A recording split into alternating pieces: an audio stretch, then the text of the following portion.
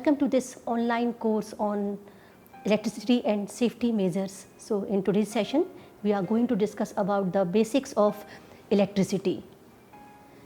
So learners, you all know that electricity is so closely linked to our day-to-day life that living without electricity would be a suffocating thought to many of us.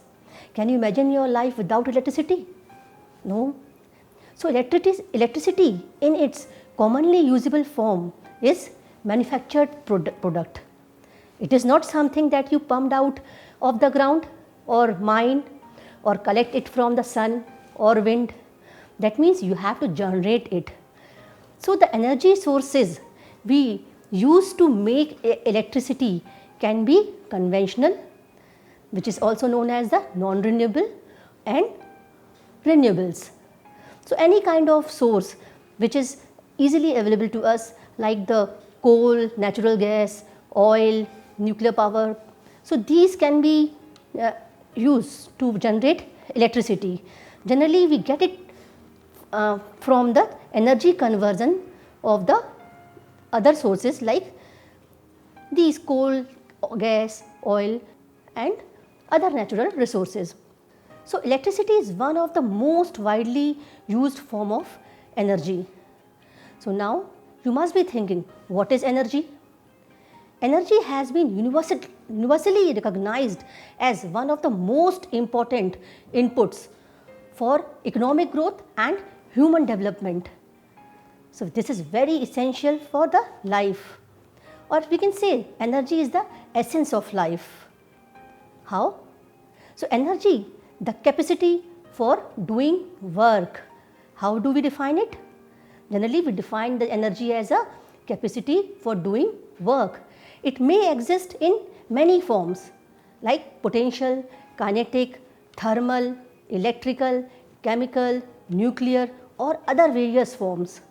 So in any engineering process, you know that it involves the conversion of energy from one form to another form, or the transfer of energy from one place to another place, and the storage of energy in various form.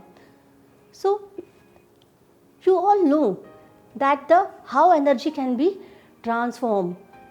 Like suppose you drive the car, so we are using fuel or oil. So our source is what? Oil. This is the which is the fuel, and from this in the car we are getting the kinetic energy to move the car. Similarly, suppose the chemical energy which is available in the form of the oil, and this can be converted into the electricity. Then this can be converted into the other form. This electricity, suppose electrical energy you are getting, it can be converted into the sound energy, or as you and the light energy. Similarly, if you are getting the food, that the chemical energy received from the food, it can be converted into the any kind of work. Suppose you are playing the football, so you are getting the energy. So there the food energy you are receiving from the food, it is converted into the work. So this energy can be transformed from one form to the other form. So now you know that this electrical energy is very most useful form of the energy. Why? What are the advantages of this? It is very easy to transport electrical energy from one place to the other place. And why this is advantageous? Because when we transport it from the one place to another place, then there are minimum losses in the transportation.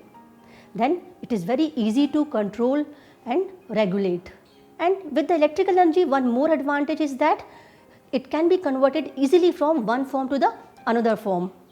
It is very easy. This electrical energy, you know that you can convert into the sound energy, you can convert into the light energy, or even you can convert into the heat energy. So in your daily life you see many examples where you are using, suppose a heater, you are using a bulb, you are using television. So in all form the electricity is converted into the other form. So whenever we think about the electricity, one thing must come in our mind, that what is the electrical power system you just see the overhead lines which are going through the lines are running through the road. And so here you can imagine one thing, that what is happening there. Somewhere the energy is generating, this is the electrical energy. So generation of the electrical energy, then transmission of this, then distribution is this. That means you are getting it up to the end users, or that you are the consumer. Some industry can be consumer, hospital can be consumer. So how this electrical power is generated and then distributed till end users.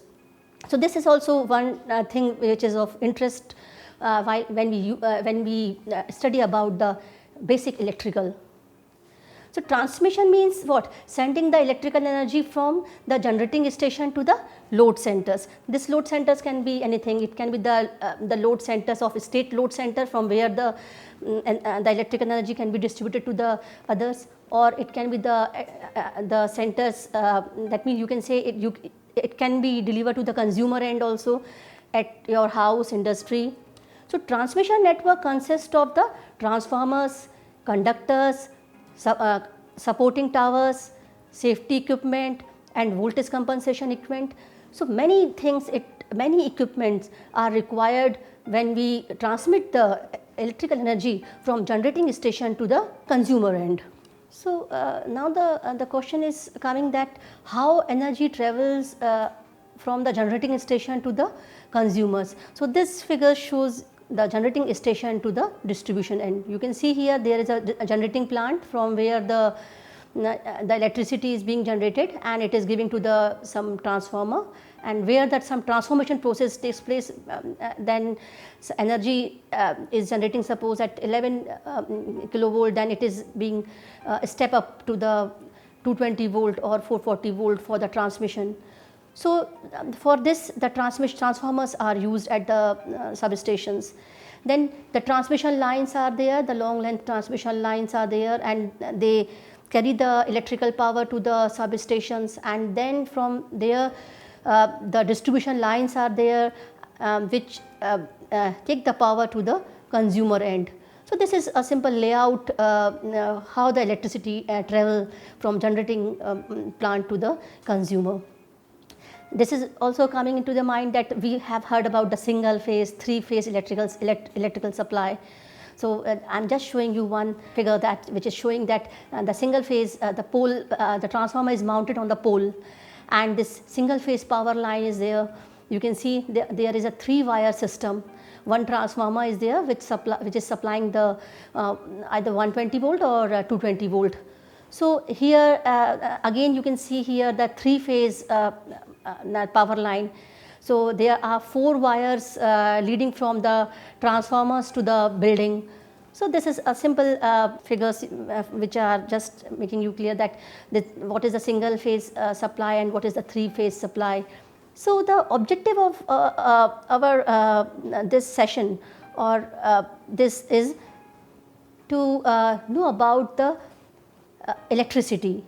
So here you will be able to explain electricity after going through complete sessions of the basics of electricity. You should be able to explain electricity, describe what is matter, what are free electrons.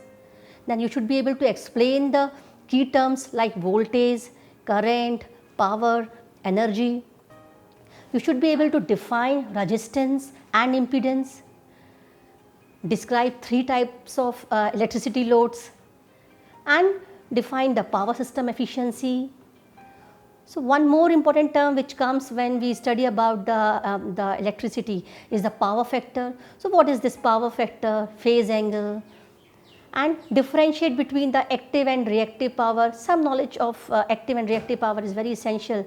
So at least you should know about what is this, and then you will come to know about the electromagnets, which are very useful when we use the generator and motor actions.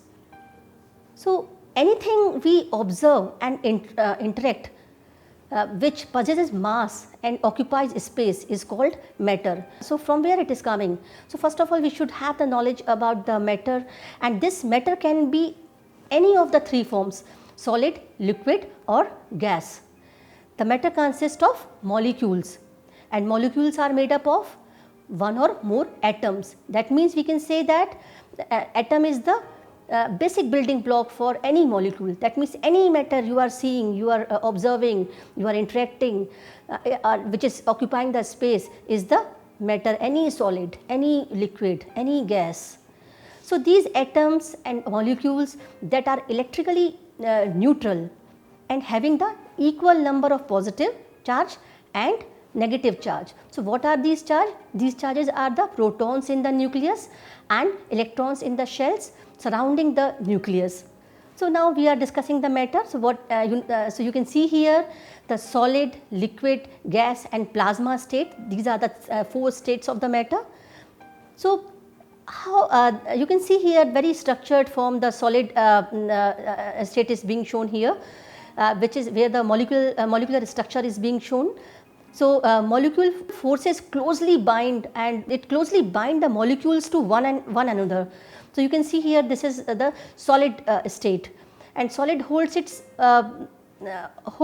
and when you talk about the liquid, what is happening, that molecular forces are weaker than the solid, and hence molecules are free to move around in the case of the liquid. So these are the, so you can see here the molecules which is taking the shape of the container. The liquid is placed in one container, then it is taking that shape. So just it is giving one idea about the how these particles are arranged in one matter. So now you can see the gas molecular forces are very weak in the form of, in gas. That means they are very weak forces are amongst the these molecules. So here the gas fills in its container, taking both the shape and the volume of that container. Or the plasma is the last stage, the 4th stage of the matter. So basically this is the ionized gas, a gas into which sufficient energy is provided to free electron from atom and molecules. So when you get this free electron from the atoms and molecules, this kind of a state can be reached, which is called the plasma state. Let me give you some idea about the atomic structure. So an atom is what? Smallest particle of any element which can be identified. It is composed of smaller subatomic particles. And what are these particles? These particles are electrons, protons and neutrons. So the properties of an element are identified in the atom, but not in the subatomic parts. So you know that when we talk about, you can see here the structure of an atom, that nucleus is the center part. So in that nucleus there are protons and neutrons. So the center part is called nucleus and is made up of the protons and neutrons, and electrons move around the nucleus. So you can see here that they are moving around the nucleus in a orbit, and which can be the circular or ellipse. So these are also termed as shell.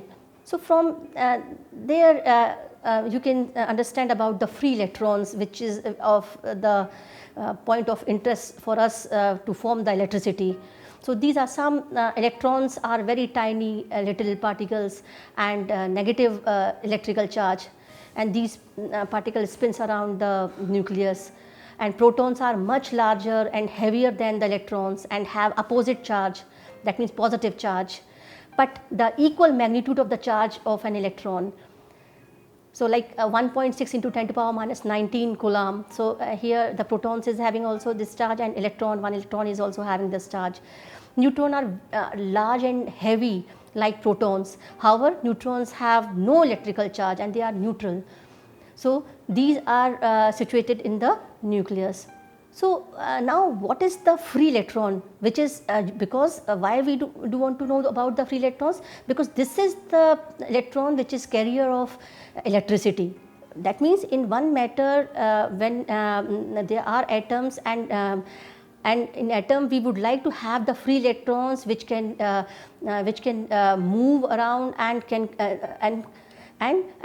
movement of this electron generate is called flow of electricity, or flow of electron is called electricity. So the electrons spinning in the last shell of the atom are called free electrons.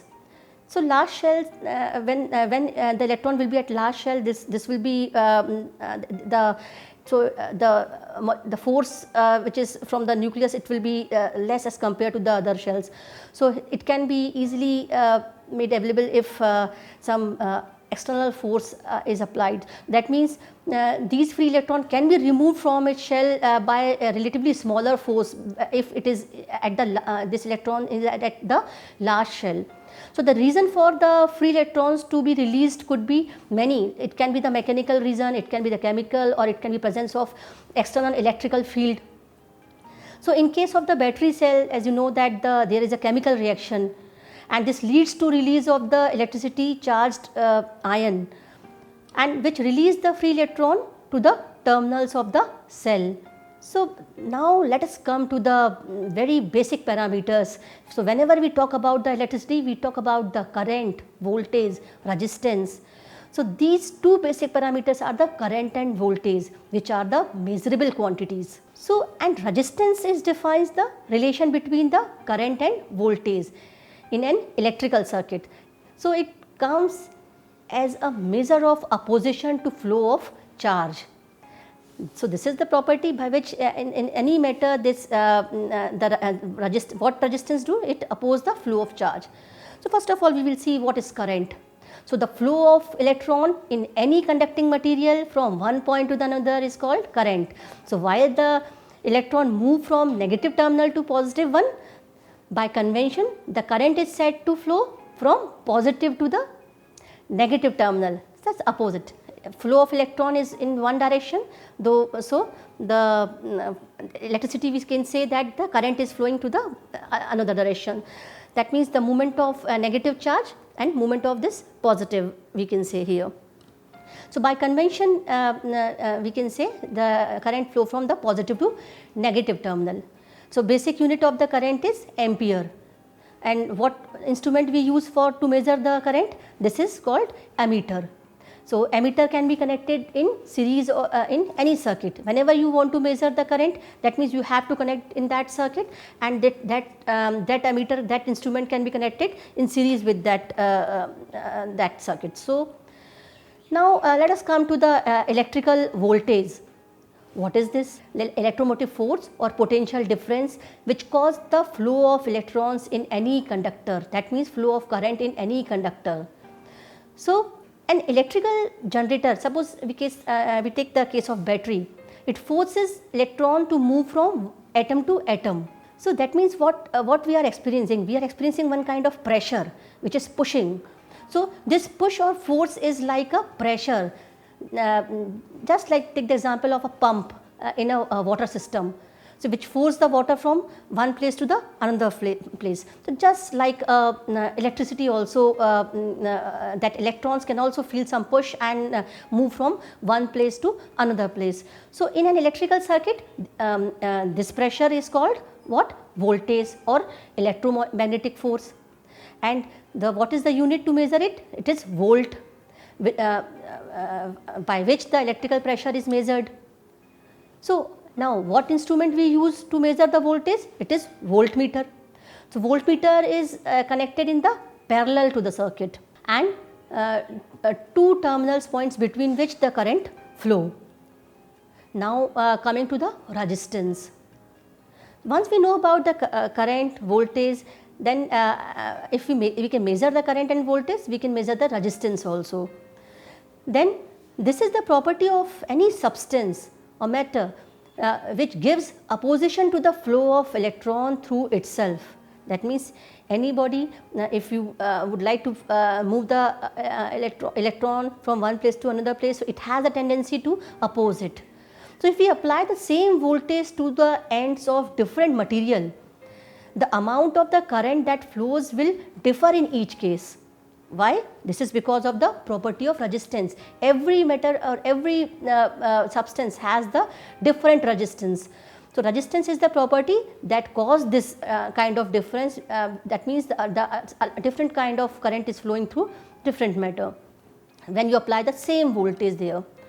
So higher the resistance, lesser would be the current. So in general, in metal have the less resistance, and hence are suitable as conductor of electricity. The most common conductor are copper, aluminum and silver. So, in general, because silver is costly, so we use the copper and aluminum for our general purpose.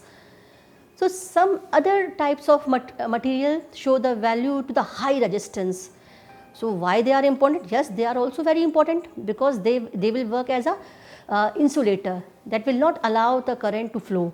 So, such material are termed as non-conductor. So, if non-conducting material is used to deliberately prevent the electricity being conducted, so it is named as insulator. So, how can we measure the resistance? Resistance is measured in ohm. This is the unit of measuring the resistance. An instrument which is used to measure the resistance is ohmmeter. So, whenever we study about the current, voltage and resistance, so what is the relationship between them? So, it is defined by the Ohm's law, which is the basic statement of the relationship between the voltage, current and their relationship with the resistance. What is this? So, Ohm's law states that for any conductor, in case of the constant temperature, suppose we take here the constant temperature, the current in the conductor is directly proportional to the potential difference across it. So, whatever, suppose you increase the voltage difference, the current can be increased. So, there is a direct linear relation between the voltage and current. So, here when we make it in terms of expression, then we can say V is equal to R into I. So, here R is called the constant of proportionality. So, where the constant of proportionality is called resistance of the conductor, which is measuring in the ohm. So, current is inversely proportional to the resistance. If the resistance is more, that means current is less. If the resistance is less, means current is more. So, here just I am showing the one substance which is having the resistance R across which the voltage V is applied, and then the current I is flowing through that. Then we can get the relationship V is equal to R into I. So, if we can measure the voltage, if we can measure the current, then we can measure the resistance also. After this, it is very important to know about the term power, energy and efficiency. So, we are interested in electricity because it can be useful, it can do the useful work for us. So, therefore, we want to quantify how much work can be derived from it. So, this capacity is defined in terms of the power and energy. So, there is a relation between the power and energy also. So, what is power? The power is the rate of doing work. If you can do the work in a very small time, that means the more power. If you are taking more time, that means less power. So, in case of the electricity, we define it as the product of voltage and current. So, power is used to produce real work. So, what is the unit to measure the power? So, it is joule per second, because rate of doing work unit is the joule. So, joule per second, or joule per second is called watt. So, P is equal to V into I, power is equal to voltage into current. So, this is a basic relationship between the voltage, current and power. That means, how can you define the 1 watt? So, when the 1 volt multiplied with the 1 ampere, you can get the 1 watt. So, bigger unit of the power is what? Kilowatt. When you measure the electricity or energy, what is coming to your energy meter? So, this is called 1 unit.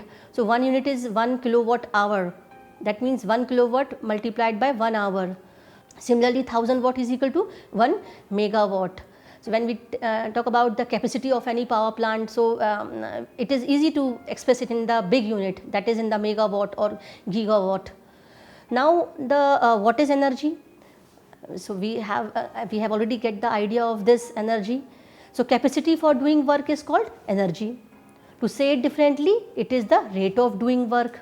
So, the power multiplied by time for which that power is applicable. So, how we can measure it in the kilowatt hour? 1 kilowatt hour is equal to 1000 watt for 1 hour. That means 1 kilowatt multiplied by 1 hour, or we can say 1000 watt for 1 hour. So, this is called 1 kilowatt hour. Similarly, 1 kilowatt hour is also called as a 1 unit of electrical energy. As we measure at our home that how much units one AC has been consumed. Suppose we are saying that 2 unit is being consumed by running at AC, or some electrical appliances are being operated, then how many units they are consuming. That means how much electrical energy they are consuming, and across and according to that the bill is generated, which is called the tariff, and the tariff is decided by the electrical companies. So, a larger unit is megawatt hour, which is 1000 kilowatt hour. What is efficiency? You all know about this term efficiency. In general, you have the general idea of this, but you will understand about in the case of the electricity, what is this. So, in an ideal situation, we should be able to convert the every bit of energy fed to the system to get the useful work or to get its output. That means whatever input we are giving, we get we would like to get the output of the same amount, but does it happen? No. That means we are not getting the ideal situations. So, from here the term of efficiency comes. So, when we say that suppose total input energy we are giving 100 and we are getting the output of 80, that means efficiency is 80%, or we can say 0.8.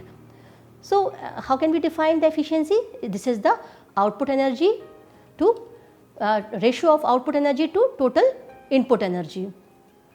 So, if we are not getting the whatever we are giving the input and we are not getting the same kind of output there, then what is happening? That means there are some losses. So, how we can express that losses? This losses, that means the output energy is what? Input energy minus losses. So, efficiency can also be expressed in terms of this the ratio of input energy minus losses to input energy. Similarly, we can define the percentage of efficiency. Here we are interested to know about the efficiency of the power system. So, how the efficiency of the power system can be maximized? This is our interest. So, efficiency of whenever the efficiency is maximized, then there are benefits like the power loss of the system is these all kind of losses are minimized. You will study in the later chapters that there are some losses which are called the technical losses and the commercial losses. So, these all losses it is very essential for us to minimize these losses. So, these losses can be in the form of the heat also, some technical losses. So, these whatever we are giving input, we are not getting the output, that means some losses. So, these power losses need to be minimized. So, if we maximize the efficiency, so extra capacity is made available to the transmission lines, distribution lines and substation equipment, because these are rated at the amount of current carrying capacity, and if the current flow is less, then more capacity available to serve the additional load. So, it is the advantage of maximizing the efficiency of the system. So, you will come to know about the real power, then so the total power becomes the real power when we maximize the efficiency of the this power system. That means the efficiency of the power system is maximized when the total load on the system approaches purely resistive, we can say here, if we are getting full, but it does not happen in ideal situation. So, the current requirements and the losses are minimum. So, one way to measure the power system efficiency by calculating the power factor, which you will learn in the later stage. So, when you talk about the power system, so you have to know about all these terms.